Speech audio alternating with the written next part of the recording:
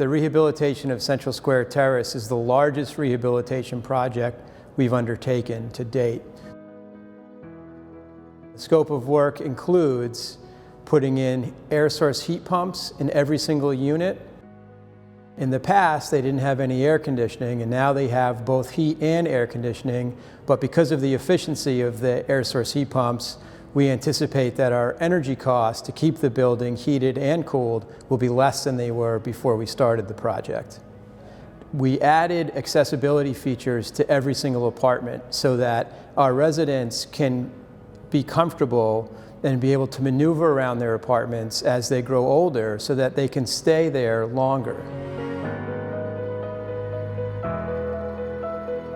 We had residents with disabilities participate in the design of the fully accessible units. We actually had somebody with a wheelchair who helped us imagine and sort of kick the tires on the design to make sure that the details, including really small ones, were accounted for.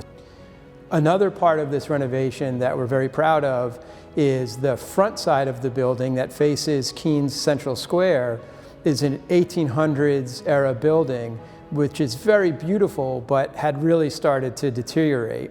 And we were able to historically restore the facade, which we think really adds a lot of quality to Central Square Keene and makes it an even more beautiful and more historic part of town to visit.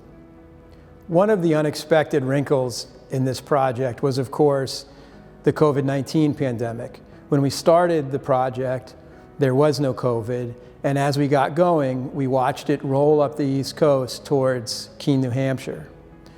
Our greatest concern, of course, once that happened, was that our residents, who are elderly and disabled, and by default most at risk of becoming seriously ill if they were to catch COVID-19, was making sure that they were safe and that we were able to continue construction during the pandemic.